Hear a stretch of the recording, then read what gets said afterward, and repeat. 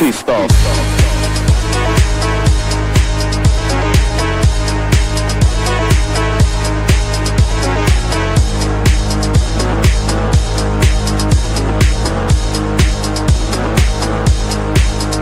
Pissed off.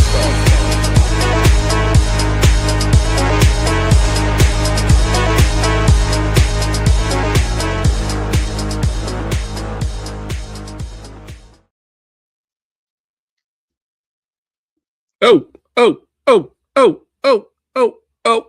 What is going on with your boy Preston, Phat Samurai Guy, back again with it's been a while since we did a Is It Underrated episode with my brother from another mother, Filmmaker, Kyle Wong in the house. Welcome back to the show, brother.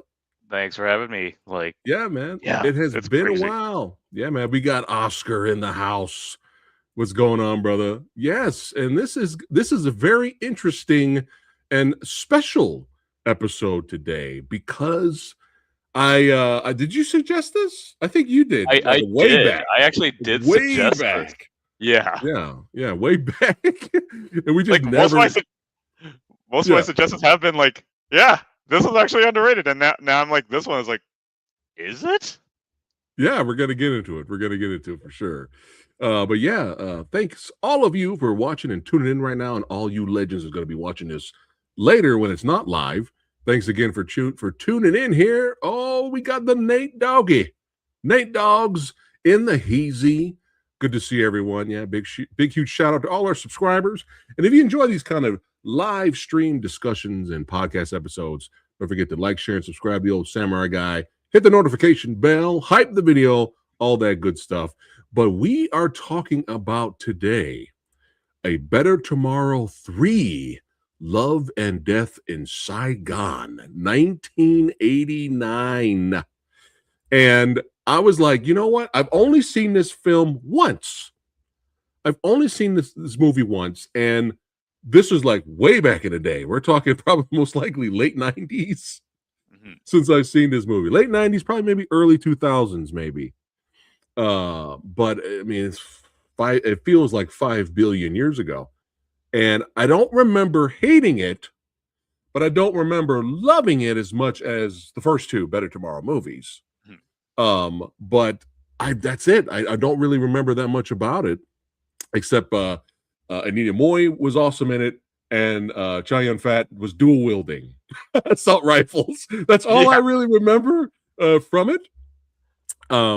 But this is interesting, man. This is interesting. I was like, you know what? Let's go back in time. Let's go back. Let's jump into the TARDIS with Doctor Who and just go back in time and talk about this movie. But I was like, you know what? Before I sit down and revisit this film that I've only seen once, let me revisit the first two Better Tomorrow movies.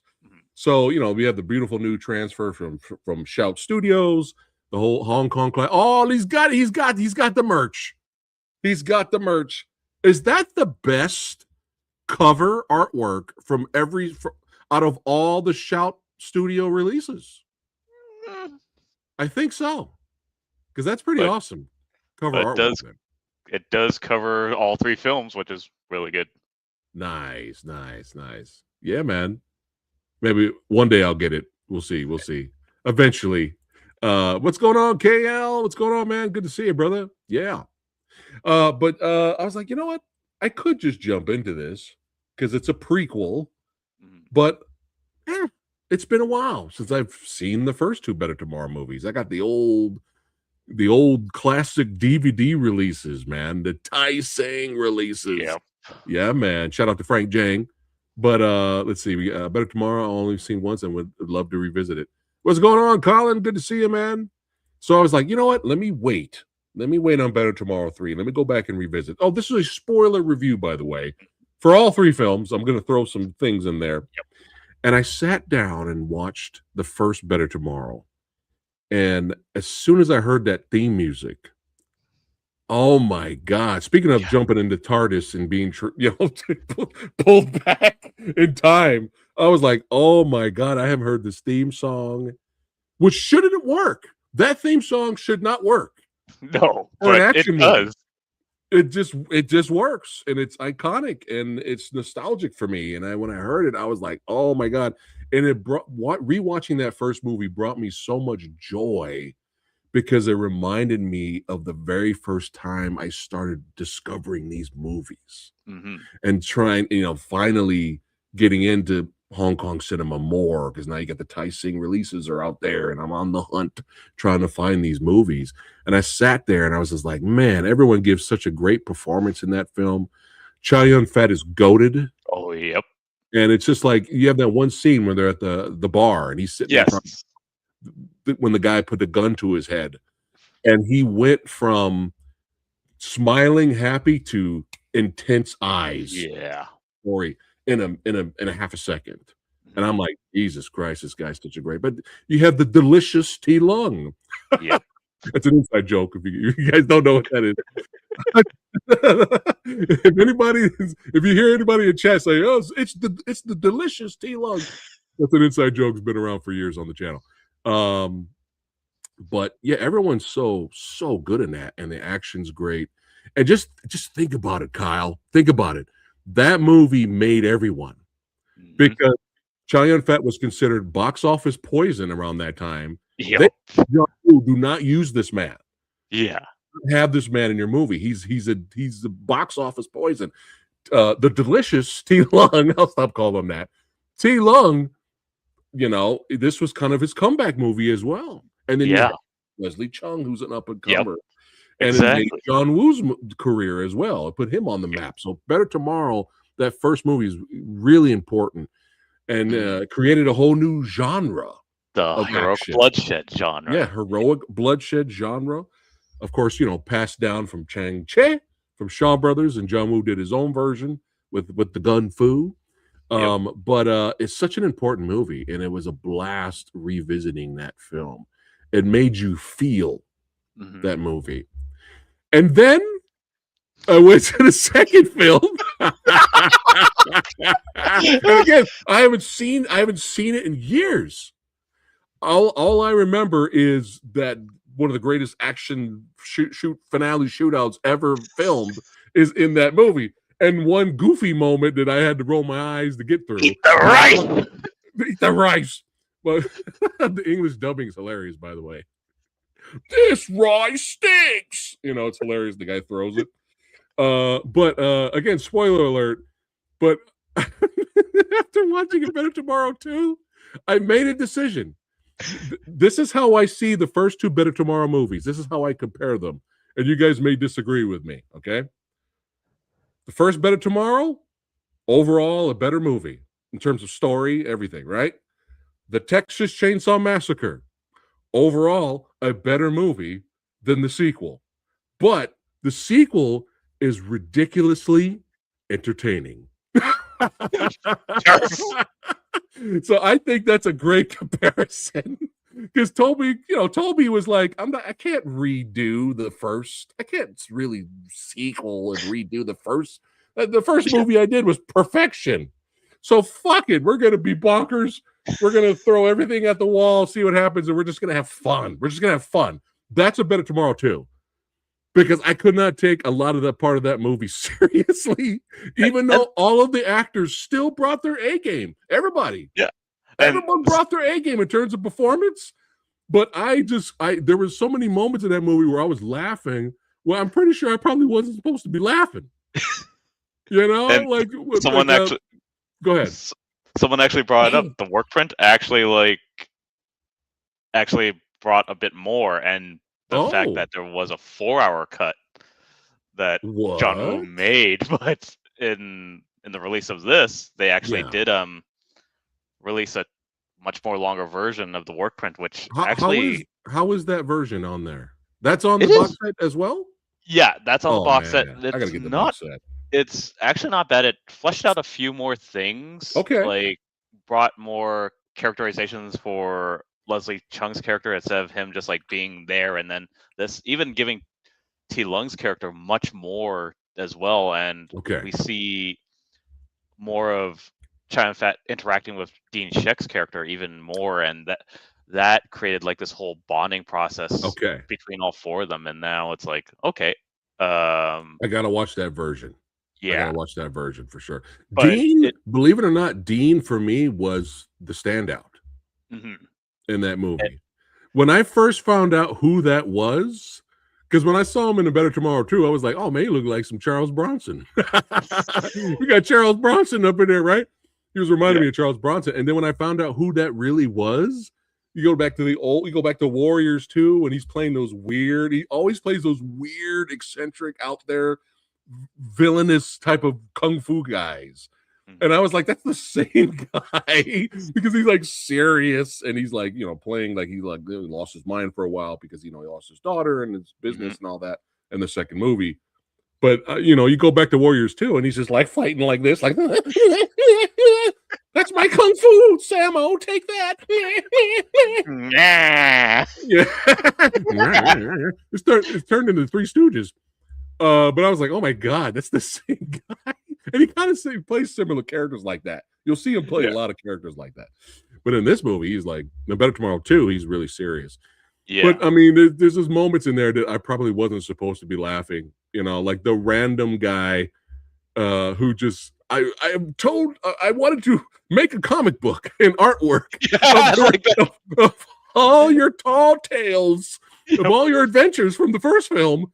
I'm gonna make. He's like, at first I thought he made a replica of Chow Yun-Fat's character from the first movie with all the bullet holes in it.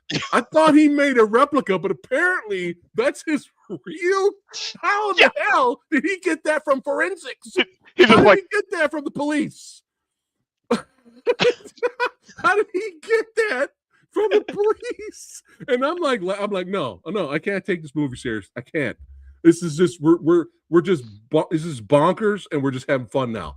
The owner of the taxi driver, the taxi company, fucking explosives that are just so overpowering. You're just like, what's with those grenades? Do you want more? No. He randomly shows up at the end to feed. They tell him to fuck off because they don't want him to die, and he randomly shows up at the end to give Chow Yun-Fat ammo. And I'm like, you know what? I'm gonna stop asking questions. I'm just enjoy the ride. That's A Better Tomorrow 2. Just enjoy the ride. Yep. Chow Yun-Fat's twin brother. Yep. Is in this movie. That's it. Turn your brain off. Yep. No. Just we're. This is Texas Chainsaw Massacre 2. We're just having fun. We're just gonna make an exciting action movie. That's it. Oh my God. I was laughing a lot, dude. Now, do you think they made a good decision killing off Leslie Chung in that second movie? Honestly, did they fumble that?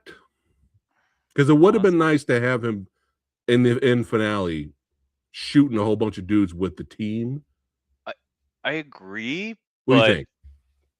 After like doing some research about A Better Tomorrow 3, I stumbled upon a interview with Tsui Hark talking about the fact that that him and John Woo the company Golden Princess wanting to make A Better Tomorrow 2, and they said, yeah, we almost don't want to make A Better Tomorrow 2, and the only reason why Dean Sheck is the main character was because they had to build a story around him.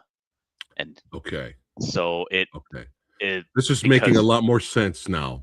Yeah, so hence why like Leslie Chung's character is like relegated to just almost non-existent, and hence why they kind of, if you kind of look at it this way, if it's 1 and 2, that whole cycle of what T. Lung fears for about his brother dying, literally just comes full circle now. And and they set it up too with the bad luck, the falling star, and all that stuff. Exactly. But oh my God, it's just I just a lot of it. Again, the acting is great from everyone, especially Dean. But a lot of it, I'm just I can't. We're just having fun here, man. I can't take it seriously. And then he's like, and then Chow Yun-Fat's character is like, "Fuck it, I'm just gonna wear my dead brother's bullet-ridden jacket shirt at the end to honor him. Let's just fuck people up and have one of the greatest action shootout finales ever. That's it. Yep, that's it. But now we are here. Better Tomorrow 3. And again, like I don't remember hating it. I don't remember loving it as much as the first two. So this is a perfect pick, Kyle, for Is It Underrated? Mhm. And we're going to get into it right here. So 1989, here's the plot synopsis. A man travels from China to Vietnam on the brink of war with America to retrieve his uncle and cousin, but finds complications when he falls in love with a female gangster with a dangerous ex. And it's so um, much fun revisiting this. I mean, this is what the channel and the podcast is all about. But it was so cool seeing Shekin, man. Yeah. It's so cool seeing him, man. Mr. Han. Yep. Yeah, it was so cool. You know, I felt bad for him too, but you know, they have a restaurant out there, and Yeah. Mark, we're just gonna call him Mark, Chow Yun-Fat's character, is trying to get out there and trying to, get his family to safety, get him back to China, and then maybe restart a business over there. But it was so Yep. nice seeing Mr. Han in a pleasant manner. Yeah. What if Instead of Mr. what we Han? What if Mr. Han went the positive way? exactly and didn't lose his hand Yeah, in a didn't lose shooting his accident. hand. Didn't have his own evil island where he has tournaments to the death. But yeah, it was good seeing him, man. But shots like this, Choi really has his own style, Yeah. and that's what you want when you got John Woo, Ringo Lam, Tsui Hark, all Johnny Toe. Everyone has their own style, and it just gives you so much variety. And there's so many different great flavors to choose from out there. But Choi really had that visual style, like a lot of eye popping cinematography. He's so good in his movies. I mean, look at the Once Upon a Time in China Yeah. films, the first two, and shots like this when they're all together. This shot here is nostalgic to me because I think this was the cover for the Yes. Tai Sang DVD that was released a long time ago, and that's nostalgic to me only because in Suncoast, oh yeah, I'm dating myself. In Suncoast, which is a video store that you go to and buy stuff at the I mall. remember a Stone Coast Suncoast visiting. had a foreign film section, Mhm. and I would go in there and they would have the Better Tomorrow DVDs in there, 1, 2, and 3, and I would see those covers, and I would sit there and stand there and drool. Not literally drool, but internally drool, like I want to buy these so bad, but they were $50 a pop. Oh yeah, baby. $50 a pop because you're buying it in the mall and foreign films and they raised the price for $50 a pop for the DVDs. I was like, damn. So I ended up had to find them, another way later when the price was more reasonable. But yeah, it's great cinematography. The music's well done. But yeah, we have our villain here, our antagonist. Man, they did a great job of wanting you to see him get fucked up. Yeah. I wanted this guy to die so bad. Excuse me. But yeah, Mark wants to go out there, help his family, but it's just a bad time, man. It's just a Yeah. horrible time. Civil unrest, war, turmoil, it's not good. But him and his brother, we have the great Cousin. Tony. Oh, excuse me, sorry, thank you, cousin. The great Tony Leung here. I call him Tall Tony. Mhm. You got short Yeah. Tony Leung, got tall Tony Leung. Great actor, plays his cousin, and he's just kind of like, you know what, man, you see what's surrounding us right now, right? Yeah. It's inevitable that we're gonna do some crime to get the fuck out of here. It's gonna take us too long to raise money to get dad out of here. Get my father out of here. Get us out of here. So fuck it. We got to do what we got to do to survive. And then that's when they run into the amazing Anita Mui, Yeah. who this Anita Mui, bro. This is her film, bro. Yeah. I This agree. is her movie, dude. Like we could talk about Sarah Connor. We could talk about Ripley. This is a movie that really you rarely see Anita Mui do much action compared to the heroic trio, but this is like one of the movies I like. She actually owns it. Yeah. Yeah. Like her like Yeah. hiding guns in in her Dude. hair, and then just somehow just she basically like incepts how Chow Yun-Fat's character gets to be who he is in The Bear Tomorrow, which I will get into after when we talk about it. But yeah, like she, Yeah. and even when she like jumps out the building and then shoots and then lands in the dirt, I'm like, Yeah. wow. I'm like, damn. That's and the fact that she could play like hardened to a soft spoken right after, and Yeah. you believe it too. I was just like, damn. Yeah, you Really do. killed it. Yeah. Yeah. And it's hard to, because Chow Yun-Fat's so charismatic on screen. He could just do Yeah. the littlest things, Yeah. I botched that. You can do the littlest thing, and you're just captivated to the guy. But when she's on screen with him, she either holds her own or she Yeah. completely, eclipses him in terms of Yeah. screen presence. I mean, she's that good, man. I mean, she's Yeah. just absolutely phenomenal in this movie. But yeah, that scene where she just does the spin around and just completely lays those dudes out. You know the look on their faces, bro? Yeah.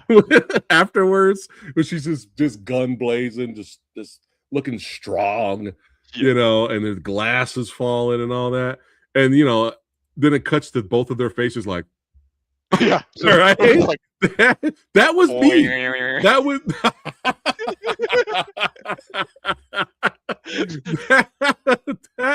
that was me, bro. That was me. This guy over here. That was me. Like, I was like watching that scene. I was like, fucking hell, she's so good, man. So good. The scene right here.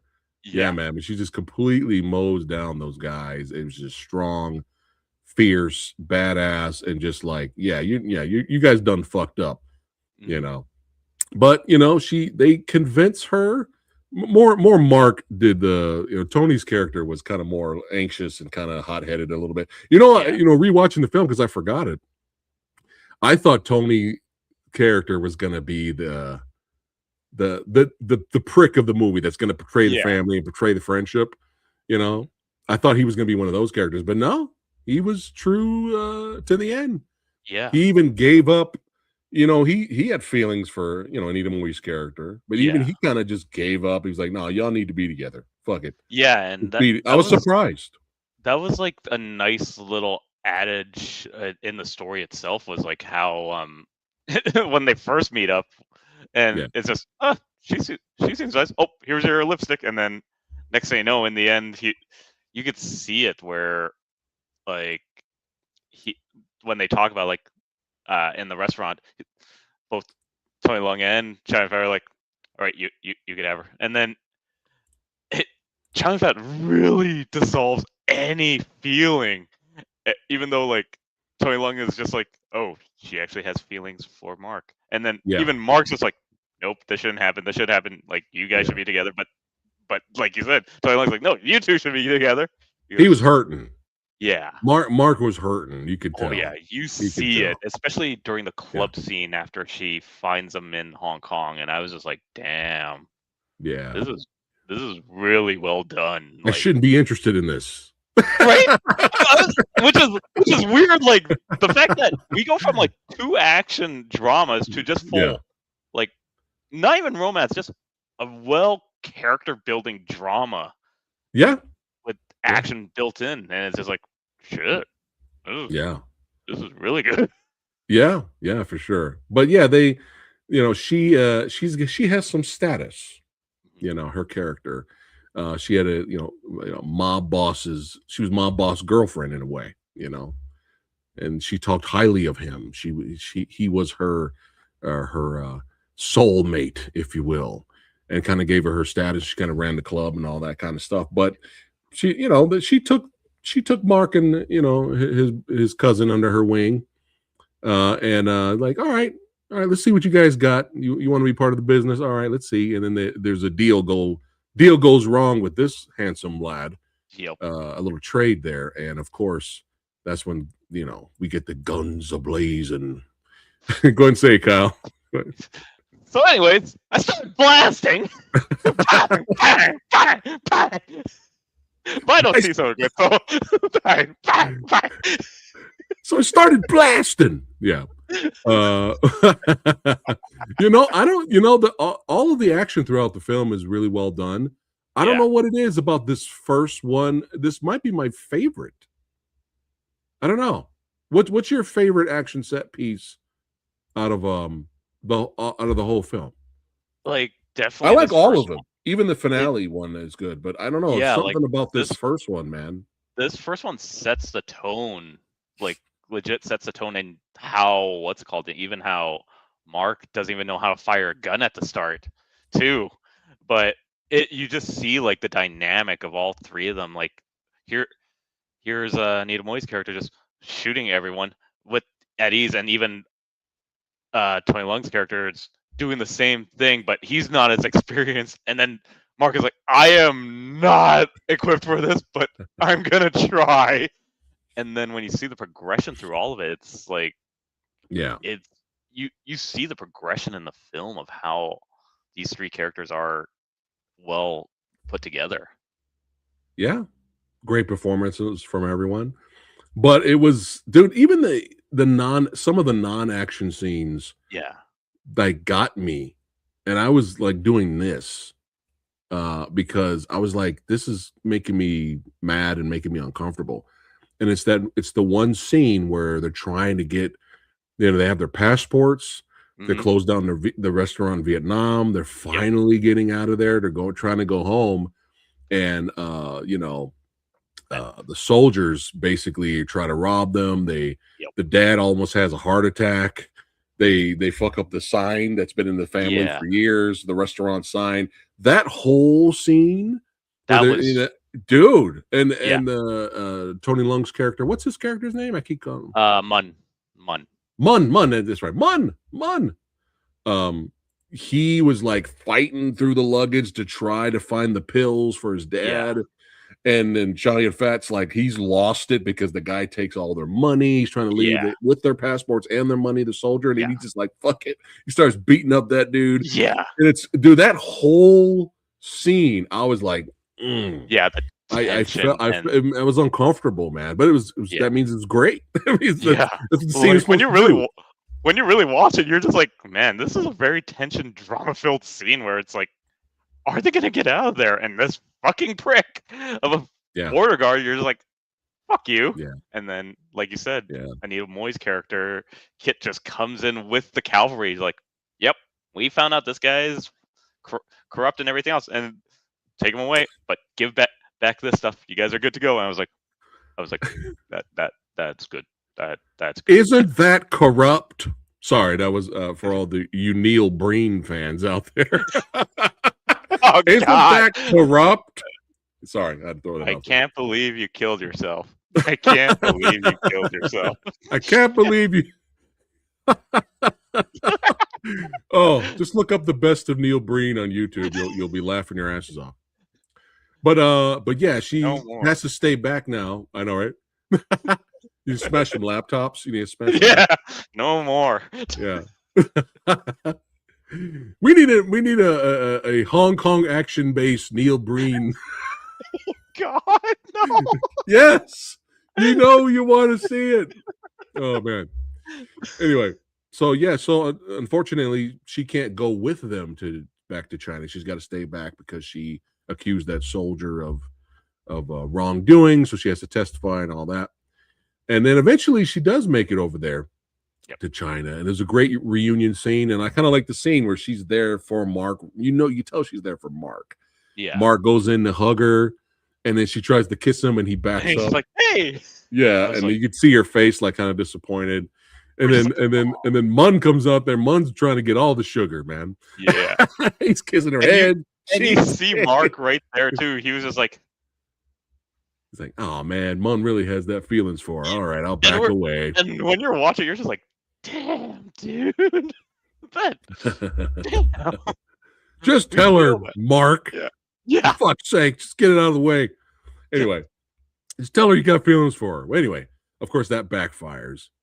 But yeah, just a long story short, eventually they end up separating, and she ends up going back to Vietnam with her because her mob boss boyfriend or ex-boyfriend is back. Yep. And this was a character I kind of wanted to see him more in the movie. He was definitely a character, man. I wanted to see him more. He was badass too. Like when we get to the action finale, he had some skill. He had some skill for sure. He had his little shootout with Chow Yun-Fat. I wanted to see more of him in the movie. But it kind of gets to the point where, you know what? He finds out about their relationship with his girlfriend, and he's like, you know what? Fuck these guys. I'm going to send them an exploding flower bouquet. And he sends it to them. He's like, oh, delivery. And it blows up, kills the dad. I'm like, what the fuck? Yeah. Yeah. And then the next scene right after this, the mob boss boyfriend meets up with both cousins, and he goes, he's like, hey, you know what? You're lucky you didn't die from my exploding floral arrangement. You're lucky. All right. So I'm going to give you another chance. You guys need to leave. You need to piss off. Leave. Don't come back. You were kind of mentioned it earlier before we went live. You said something about his jealousy. Yeah. His jealousy is just like, dude, you didn't need to do this because you're the one leaving with her. And yeah, she's with you. Yeah. So at that point, she wasn't like, well, fuck you, mob boss boyfriend. I got the hots from Mark. She's like, no, I'm with you now. Let's go. Exactly. Like, none of that could have happened, but nope. It's exactly like near the end of Karma, where Chow Yun-Fat said it. What goes around comes on, and look what happens near the end, where he's like, well, you brought this on yourself, where it was like, well, you killed our uncle and you're being a dick. So you know what? We're coming to Vietnam to fuck you up. Also, you almost tried to kill my cousin, but he's fine. But I'm still gonna fuck you up. Yeah. When him and at that, when he gets over there, we're kind of fast forwarding a little bit, and you think Mun is dead. Yeah. So Mark is pissed because he's like, my uncle's dead, my cousin's dead, the restaurant's blown up. I don't know if I could trust you anymore. I love you, but I don't know if I could trust you anymore. Bro, if you go back to that scene, he really slapped the shit out of her, bro. Oh, yeah. Dude, that slap was real, dude. I was like, oh, my God. I mean, I'm sure Anita's a trooper. She's like, yeah, go ahead, fuck. I don't give a shit. I'm part of the heroic trio. Okay? Yeah. Fuck it. Go ahead. But I was like, oh, my God. That wasn't a movie slap. That looked like a real slap. And you're just that was some Sean Connery shit, right? Not Bollywood, where it's like, yeah. Shout out to this actor. Yeah, man. Yeah, he did great. I wanted to see more of him, but he definitely had a presence. Hey, what's up, Brian Sanchez? Good to see everybody here, man. Yeah. Good to see. Yes, for sure. Yeah. Things aren't working out, and then he finds out later Mun is alive. Then they reunite, and then it's time for revenge. Revenge! Vengeance!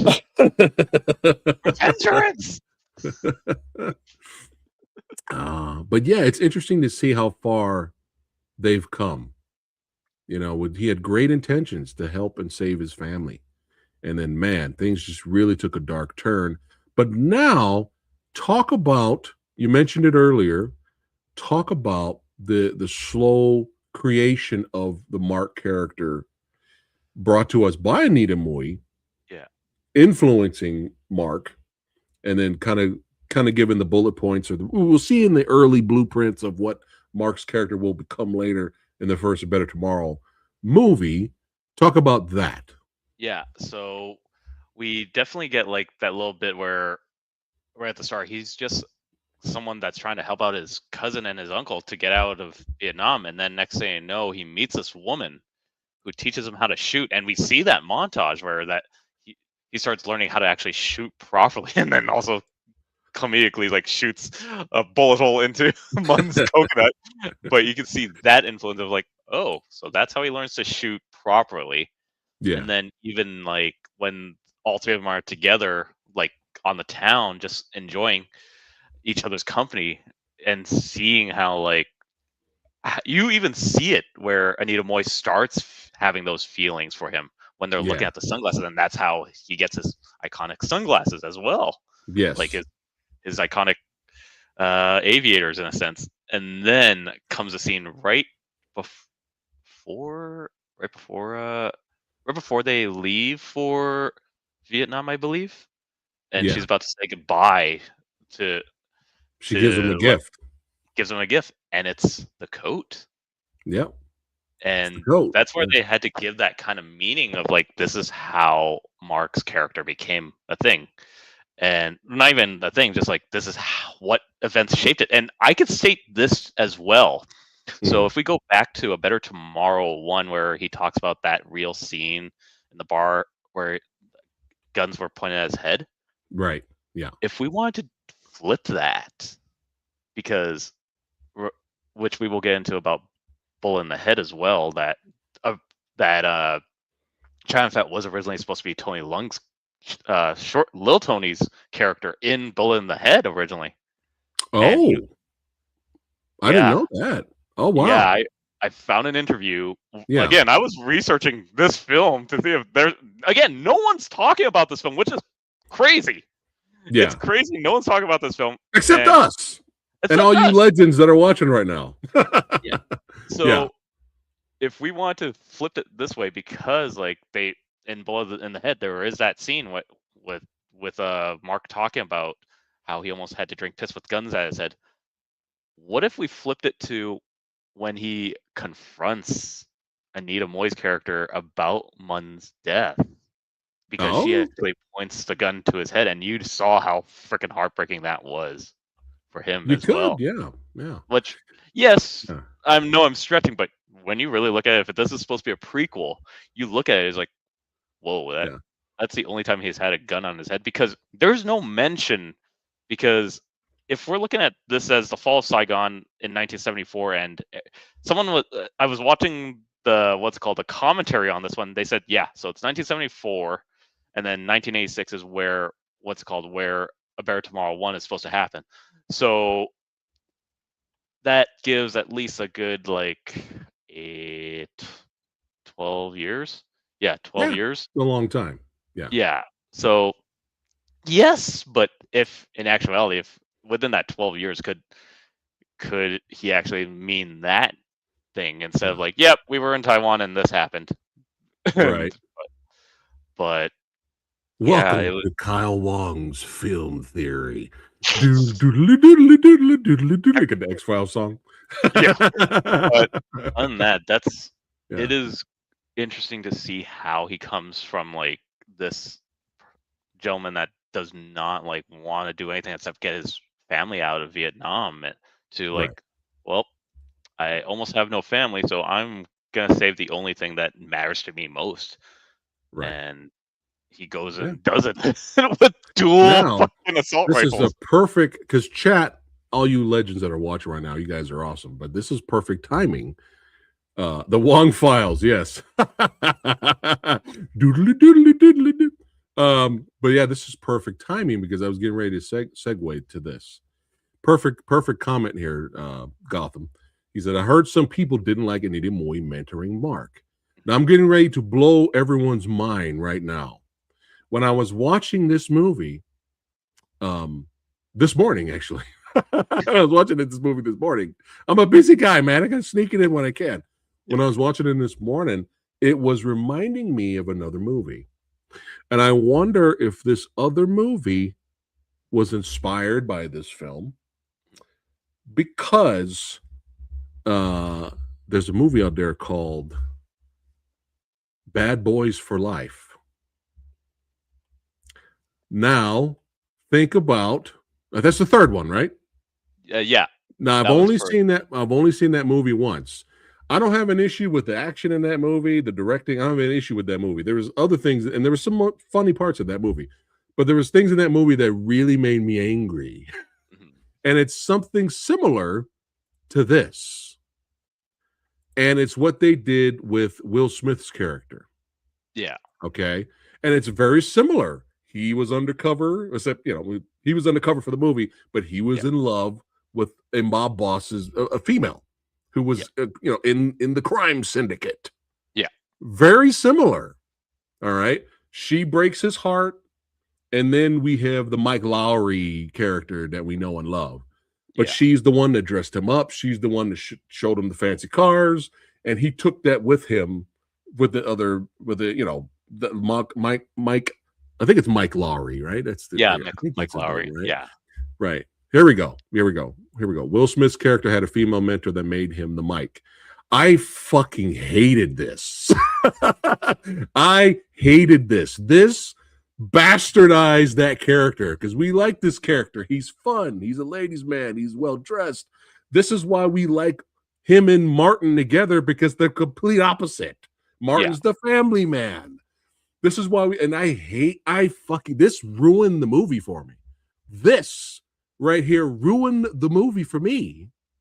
Because I was like, this is fucking we have to find out why he's a ladies' man, and we have to find whoever wrote this shit. Fuck you. Okay. I know it's a little harsh, but I hated this. Now, where this failed and why A Better Tomorrow 3 works is because Mark is not Mark yet. No. Mark is not a badass yet. Mark doesn't even know how to shoot in this movie. I don't mind that. But Mike Lowry was a badass cop. Mike Lowry knew how to fight. He knew how to shoot. He knew how to do everything before he went undercover to get with this girlfriend, get with this crime syndicate female. The witch. And that's why that's why it works for this movie. But I'm sitting there watching this and I'm like, it made me think of Bad Boys for Life. And I wonder if they were inspired by this movie. And we could also somewhat look at Wanted in a sense as well. Right. Yeah. Somewhat, I could say. Again, even with this example, this is another good example from Gotham. Even with this example, Bond wasn't Bond yet. Yeah. He didn't become Bond to the very end of the movie. Exactly. There's a big difference. Now, if Bond was Bond, and all of a sudden he met a character that made him Bond, that would have been fucking terrible. Yeah. But that's why it works, I think, for Better Tomorrow 3. I didn't mind it. You know what I mean? Because I'm like, dude, Mark's a fucking badass. He knows how to shoot. He knows how to fight. He knows how to do all this stuff. He knows how to gun fu. Why is he having Anita Mui teach him? But that's not this character in this movie. No. He doesn't know how to shoot. Yeah. He has no idea what he's doing, and but he's just charismatic. He gets by on his charisma. And even if we go back to how they were meeting, originally Munn was supposed to make this deal, but then with Anita Mui's character Kit, but he's fumbling so much that Mark actually does it for them. This is what we need to do. This is how much we're looking for. Let's see if we can make a deal of doing this. And even you see in that split second, Munn's holy shit, Mark actually took care of this, and I don't know what to do here. Right. But I hate this is what's I may have been too harsh earlier telling that script writer to fuck off. But it's still, you can tell it still bothers me because it ruined that movie for me. I was like, this is some of the worst writing ever. And they even did that with Captain Kirk's character on one of the Star Trek shows. They did it with Captain Kirk's character. We got to find out why he's such a ladies' man and he sleeps with so many women. Fuck off. This is bad writing. We don't need to know that. He just likes women. That's it. We don't need to know the reason why and create this big backstory. Jesus Christ. There's so much fucking horrible writing out there, man. God damn it. I mean, I went on a fat rant. I'm fat ranting right now, dude. You know how long it's been since I fat ranted? Jesus Christ, bad writing, bro. Horrible writing. We need to know he likes women. That's it. And here we are, like, and he gets their consent and they want to bang. Jesus Christ. We gotta know why. Fuck off. Stop ruining our iconic characters. Jesus, you got another example? Give me another random bad example, Kyle. From some character, some stupid movie. I was gonna say Alien vs. Predator Requiem. All that was bad. But that, we all knew that was bad anyway. I'll never forgive that. I have no issues with Mui's kit shaping and molding him in the because it works for the film. Yeah. It establishes early he doesn't know how to fight, he doesn't do anything. Jesus Christ. Oh, I'm just trying to think. What other iconic characters can they fuck up with horrible writing that they haven't? Well, they've already done that already with several characters. Oh God, I went on a fat rant. I mean, yeah, this is why it's underrated. It has to happen. You get to get these rants out because it's like, we look at one film and the next thing you know, what movie also tried to do this and fucked it up? Like, share, and subscribe if you want more fat rants. It's like, oh my God. Oh, horrible writing. Well, anyway, back to the movie. So now it's revenge time. And Anita's like gangster, bro. She's like, you know what? I'm gonna put a bomb in my purse. Yeah. Blow up everyone. It's like 0 to 100. 0 to, like, don't worry. It's fine. Just don't do it. No sun moves. When that goes, she's like, fuck it, I'm gonna take myself out and my boyfriend to save Mark. Yep. Then Mun, let's go. But you know who the MVP of this movie is? Take a guess. Who's the MVP? Phat. Dude, Phat. Yep. It's the MVP of this movie, man. Phat's a character that the father took in. Didn't speak the same language, but he took him in. He felt sorry for him. He kind of gave him a job, taking care of the restaurant with him. And it was like a sad scene when he had to leave him. He kind of bonded with Phat when they had to go to China. But when they got back to the same restaurant, they ran into Phat again. He's a soldier.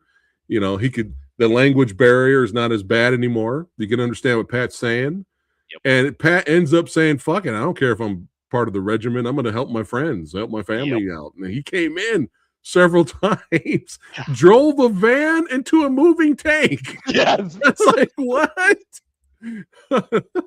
Yes. Phat is the MVP indeed. Yes. Oh my God. Oh, here we go. You know what? I haven't seen that. I still to this day have not seen Diarrhea of Destiny. I still have not seen it. Have you seen it, Kyle? Nope. Only the original 3 exists in my mind. I don't need to see the other 2. If anyone wants to fight me on that, I dare you to. But nope. Only the original 3 exists. Yeah. There's only a trilogy. I don't know what you're talking about. There's 2 more movies. I don't know what you're talking about. I could deal with, but you know what? I don't need to see the other 2. No thanks. Just like how Harrison Ford feels. The cranky critic has been trying to get me and Lady Fat Blood to watch Diarrhea of Destiny so bad. He so bad because he wants our reactions. He wants our thoughts on it. We still can't bring ourselves to watch it.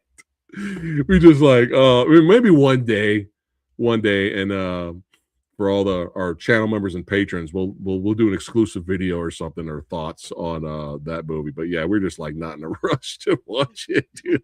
Basically, get the alcohol ready.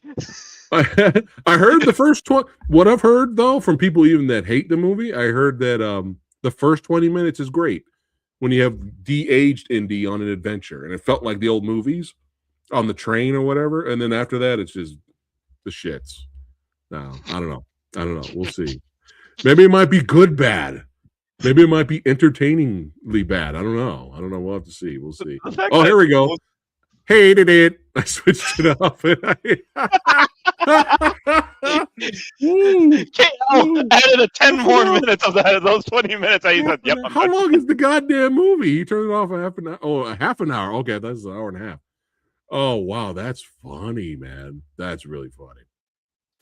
Stop fucking with our iconic characters, man. Oh. What's next? We're going to give a reason for Sarah Connor being Sarah Connor. We're going to rewrite Sarah Connor's motivations. Her son, Kyle Reese, literally like crotch rod pants. Hobo's pants. Oh. I don't need any more memes of Sarah Connor. I've seen enough of the meme of Sarah Connor like riding Kyle Reese. But it's revenge time. The bomb in the purse didn't work. Her mob boss boyfriend found out. He's pissed about it, and they teamed up with the antagonist. He's like, "Look, man, let's work together. We can make a lot of money." But this guy's such a fucking idiot. Yeah. He could have been a millionaire, but he's greedy. Yeah. He's greedy. He wants everything for himself. So he's like, "No, man, I'm in charge. All right.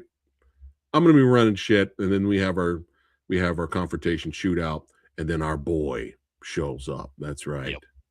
Yep. He's what? He's 65% Mark right now. Yep. I don't know. Is he 55% Mark?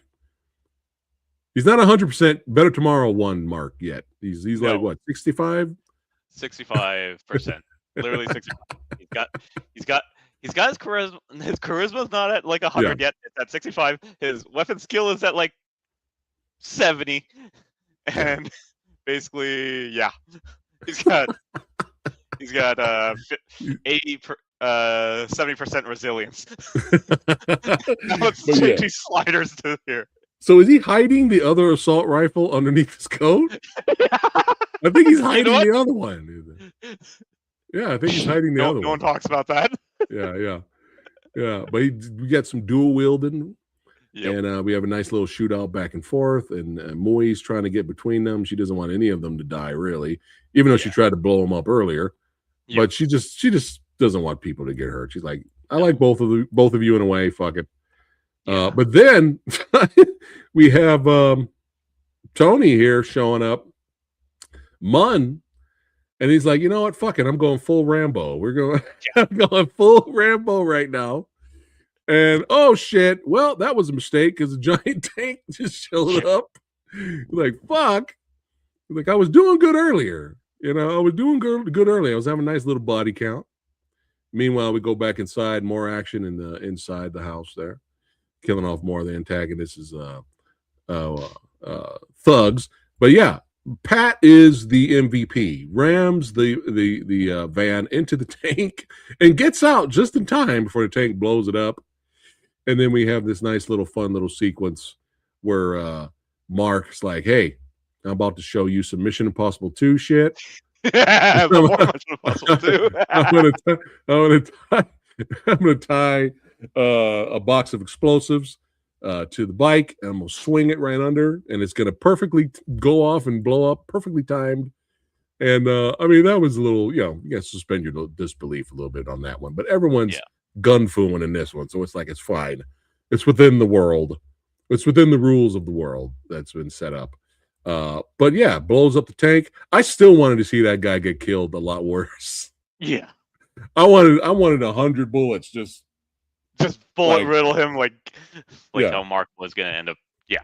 Or if you see him like actually explode, like how many people combusted in the Executioner? No, was it? Is it the Executioners? The Heroic Trio sequel. I believe it was. Yeah. Yeah. There's the Heroic Trio sequel. I don't know how many people blew up in that movie. We needed an explosion there. Oh man. Here we go. Hello, Jim. What's up, Will? Let's see. Better Tomorrow 3 is an okay movie. That's just that bullet in the head feels like more of a Better Tomorrow sequel. Oh, you kind of mentioned that. little bit Yeah, earlier, and which Kyle. we'll talk Yeah, about yeah. once we Let's go through the see. film. Yeah. That would have been fun. Sure, of course we could have used more references. We could have. Yeah, why not? Why not? But for what it is, uh, still really enjoyed it. Now, do you think this is being the black child of the franchise? Is it the black child? Wait, Black hold on. Black Sheep. The black Black Sheep. child. The black sheep. Sorry about that. The black sheep of the franchise. Honestly, in my opinion, it is No, do you because think the reason is because it really kind of feels like its own movie? it, Like you could watch this movie without it being connected to and that's why I yeah. was actually gonna point out that this movie almost feels like it shouldn't have the A Bear Tomorrow like title with it if you really Right. look at it, because Yeah. as Will actually put it, um, well, so here's the thing: after the success of A Bear Tomorrow 2, um, John Woo was in the process of writing a third film, and Oh, okay. as the story goes, it was like Choi Hark and John Woo started like having disagreements over the length of A Bear Tomorrow 2. That's why their friendship dissolved. It went from like 4 hours to 2.5 hours, Oh, okay. and then that's when they like stopped being like business partners and friends. So during that time, John Woo had a script that was a prequel to a bear to Mark's character, but Oh, since okay. since that friendship dissolved, Yeah. John Woo took that script and basically said, "Yep, I'm gonna make something with it." And Choi Hark, being Choi Hark at that time, Yeah. well, I shouldn't say it that way. I shouldn't say it that way. Like it was his company that said, "Well, we want to take pieces of that script and put it in ours in Yeah. A Bear Tomorrow." So what happened was like Bullet in the Head was like supposed to be, what's it called? Supposed to be suppo- what was it? I'm trying to remember. Was supposed to be A Bear Tomorrow 3 and a prequel, but John Woo like had John Woo was pretty much blacklisted after that disagreement. So he had Wow. no rights or anything else, which is why everyone talks about why Bull in the Head was like so financially successful after that, because Yeah. he literally was John Woo was on his like last legs to Yeah. do this film. So I would say in the most disrespectful fashion ever during that time, Choi Hark basically says, "Okay, we got a script. We're gonna get Yeah. Chow Yun-Fat back." But also, Chow Yun-Fat was supposed to be the Toy Lung's character in Bullet to the Head. That was originally it. Right. But Wow. since contracts and everything else, he made Yeah. this story. And Wow. not only that, Bullet to the Head was released a year after A Bear Tomorrow 3. So you could tell there was like that kind of little jab of like, nope, we're going to make ours first and we're going to make it Mm. of this. And both films were definitely, what's it called? Were definitely paralleling the Tiananmen Square massacre and incident as Yeah. well, because you could tell like the students rising up against the nation and everything else, even to when Mun is actually standing against a tank. That's really it. And even listening to the, what's it called, listening to the commentary, the guy actually stated that some of this cinematography is what Choi Hark lived with when he was growing up in Vietnam at the time. So Yeah. whereas Wow. like John Woo had his influence of what is going on with Tiananmen Square and approached Bullet in the Head his own way. So Right. the so in a way, like there should have not this film should have not been like A Bear Tomorrow 3 at all, because it's like, yeah, it's its own story in its own way, because how everyone's bringing up like, well, there's this. What if Mark and Ken were this? What if this was this? Why didn't we see this? It's like that's beside the point. Like, we're seeing a different story of like how this man became the person he became, because of not just the events, but just everything, the culmination of what happened to his family, what happened to this one person that he loved, and what's happening around him, and then took that and became Mark. Especially that ending where like it's not even like a sad ending compared like to the bleakness of Bullet in the Head. This is just an ending where you don't know what will happen to Mark or Mun. Which, yes, we know what happens to Mark, but it's kind of like that bittersweet ending where it's like, okay, I kind of had a feeling Mui's character was gonna die. yeah, I kind of had a feeling, because remember, I've only seen this once 5 billion years ago, so I don't remember. Yeah. I didn't remember her dying, but it just seemed inevitable. Bombing her purse, always putting herself out there, sacrificing herself for the greater good, even though she's in the crime syndicate. It was just gonna happen. It was gonna happen, you know. And the fact that they go through the last like few minutes trying to save her, and then they get to the chopper. They got to the chopper. Get to the chopper. The chopper. And Pat even sacrifices himself. Like, no, I'm gonna let you guys be here. I'm gonna go find my family, and then he got off the helicopter and stayed. Yeah, they're like, take your uniform off. Yeah, he's like, oh yeah, shit. Yeah, they might be looking for me. But yeah, Pat was the MVP, man. Yeah, but no, like Kit just like dying in Mark's arms. I was just like, damn, you don't see that in most movies nowadays. Like, especially for a woman, like you said, like she was in the crime syndicate, and the next thing you know, like it's eventually gonna catch up to her. And I was like, you rarely see something like this at all. Especially if it's a love story too. Especially if it's a love story. Usually they make it at the end. Yeah.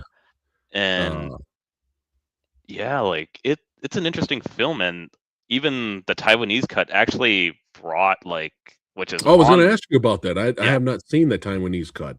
Yeah, so it is released. It is released on this box set. I got to get that. I got to get that box set. Yeah. So there's, from what I counted, there's at least 1, 2, 3, 4, 5 extended scenes that add more characterization. Like, there's a longer scene between Kit and Mark before they leave for Hong Kong, where Mark is like, they're at the club just right after their montage, and Mark talks about gambling and losing is the most painful feeling of all. And then it just cuts to a random like a person getting robbed right after that, and some guy tries to stop the robbery, and it shows like how Anita Mui's character is like really impressed, and not even impressed, just like compared to the montage. Yes, it repeats like how she is having conflicted feelings, but this is like another version of like, maybe I do have feelings for this guy. And I was like, that's an interesting aspect. Then there's a scene where Mark and Mun talk about Kit right before Kit actually arrives in Hong Kong, and it's basically he's just looking at his sunglasses in that scene, and then it cuts to a new scene where Mark and Mun are just on top of a car talking about missing her, and how so a lot more character development. A lot more character development, and do even you prefer this cut more than the other one? Well, there's some scenes I agree with, some scenes I don't, because this one was interesting to see like how Mun feels about like being with someone, and then it doesn't work out for him, and look what happens, it doesn't work out for him. There's also another scene where the additional scene where right before the nightclub.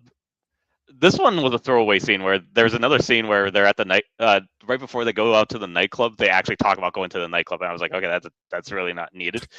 And then there's a scene where without man and find peace. A scene where Mun and right right after. So remember, there's like that one lady that's with Mun and Shekin and Mark when they're opening up their garage. Yeah. We don't even know who this lady is at all. This cut actually gave her something where it's right after Shekin gets killed, Yeah. and what's it called? They're going through like what. This is right before Anita gives the coat to Mark, and Mun actually talks to this lady, and her name is Ling, and he says to her that, like, I know you escaped from the mainland to get freedom, but I wish I was going with you, but I'm not. So you're gonna have to find freedom somewhere else. And that kind of establishes like, oh, there's that. And then there was one more scene which is basically showing that they were trying to save Shekin after the explosion. Like they actually showed like him in the hospital. Oh, okay. Because that was a quick transition. I was like, oh, he's Yeah. dead. Yeah. I was like, oh. So yeah, there's actually this one's like a toss up of like, is this neat or not? But it shows like both Mark and Mun are there are just like sad that he's actually dead. Yeah. And they just put the blanket on him. That's cool that you have both versions. So there you go, guys. You got both versions in that box set if you guys are interested in checking that out. I want it at some point. At some point I'll get it. But that's cool. Yeah, more character development. I can see what things could be trimmed, but it's good that they give you both. I wish more companies would do that and give different versions and different cuts. Some companies do that, some studios, but not some labels, but not everyone. But yeah, man, this was a blast talking about this. Is A Better Tomorrow 3 underrated? Well, hold on one second. Let's rewind a little bit. Remember, I only seen it one time. And again, like I said earlier, I don't remember hating it, and I don't remember loving it as the first two.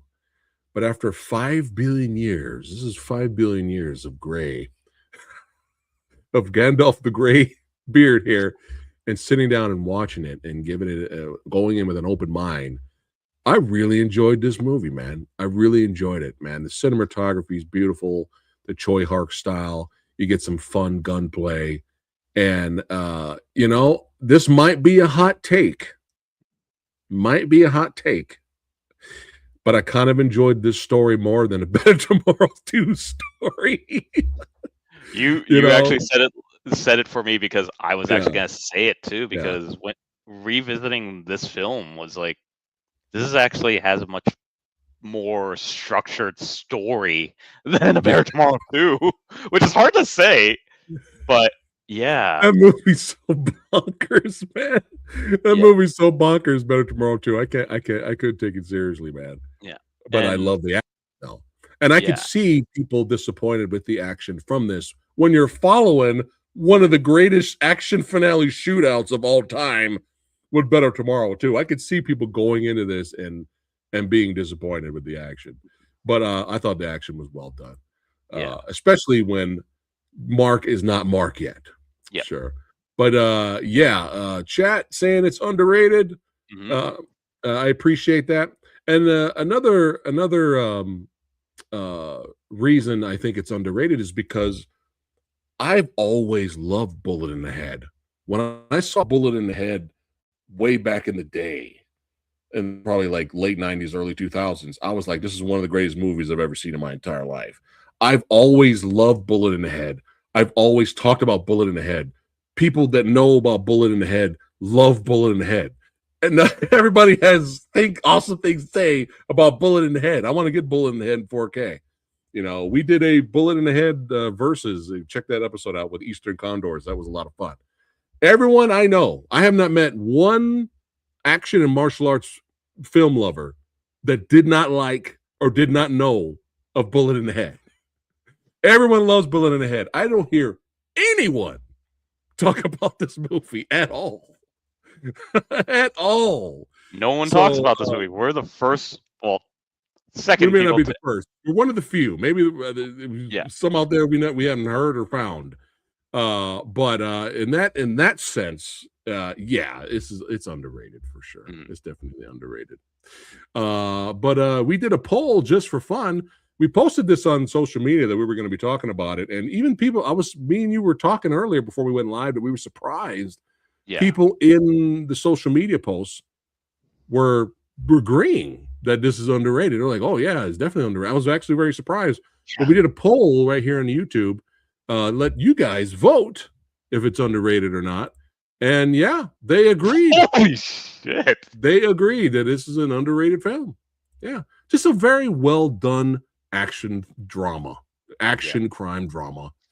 And yeah, really enjoyed it. Really enjoyed it for sure. I'm glad you picked this to rewatch. Is it rewatching 3 made me enjoy it? But there you go. There you go. There you go. There was a comment earlier. My streak has not been. No, Kyle has not failed.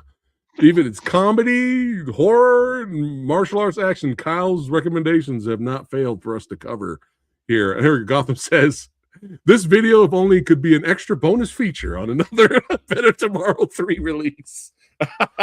What's Arrow doing? Arrow, hello. Hey, send this to Arrow, guys. Oh, man. But yeah, this was a blast, man. It was a blast talking to you about this. We'll be doing more videos, of course, in the future. We got an upcoming Versus this month. It's going to be a lot of fun. Me and Kyle reviewed one of these movies already. It's going to be interesting revisiting this movie for Versus, so stay tuned for that. Action Film Autopsy with Rick Myers is still coming up this month. And if you guys have not checked them out yet, my podcast interviews with Kung Lao himself, Max Huang. Make sure you check that epic interview out. Mortal Kombat 2 is right around the corner. I got a chance to sit down with Van Damme's son, Chris, and Plutarco Aza, the Robert De Niro. They call him the Mexican Robert De Niro. That's what they call him. I sat down with them for the action martial arts epic coming up this week called Mexicali. And this is another big one. I just got done interviewing yesterday Bren Foster, baby. Yes. And Jesse V. Johnson, Luke LaFontaine. So stay tuned for that interview to go up this week. So continue subscribing here, like, share, and subscribe, hype the video, hit the notification bell. A lot of cool, awesome content coming up. Don't forget to follow the Movie Dojo podcast right here on YouTube and on Spotify. And click on the link below and follow my man Kyle. That's right. On his filmmaking journey, he will keep you in the loop. That's right. Come on, Arrow. Do it now. Loud. Do it now. Yes. Yeah, Versus. We got a Versus coming up this month, so for sure. And channel members and patrons, they already know what we're doing. So shout out again to all you guys.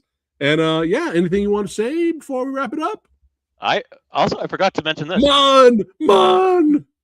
I forgot to mention this. So what? The song that's always in that film is sung by Anita Mui. And it's a really fucking good song. And it's because she's great at everything. And you know what the funny part is? Like, that being the theme song about it, you rarely, nowadays, aside from Top Gun sequel, which we had Lady Gaga, you don't have any hype for any, like, music for any big film anymore. No, not really. Yeah. So, it's that was my last. last. It's a lost art. It's really a lost art. Tyler says he prefers the second one. Well, I prefer the second one over the third one because of the action, but I like the story of the third one more than 2. But yeah, man, this was a blast. Thank you guys for hanging out with us. A nice little fun spoiler discussion today. Better Tomorrow 3. And we'll see you legends on the next one. Keep watching them Hong Kong action movies, baby. And give us some recommendations too in the comments below of this video of what movies you want us to see cover. And yeah, we'll do that because there's a lot. Samurai Guy's me and Kyle have seen hundreds of thousands of movies, but there's billions of them out there that we still haven't seen yet. So yeah, stuff. Yeah, you'd be surprised what movies I have not seen. So yeah, that's what the channel's all about. Talking movies with you guys, hanging out with you educated, awesome lads. Yeah, chat shows up with the facts too, man. Yeah, you guys make these streams fun too. So all right, guys, take care. See you on the next one. See ya. Don't have any exploding bombs in your purses. Don't do it. I don't recommend it.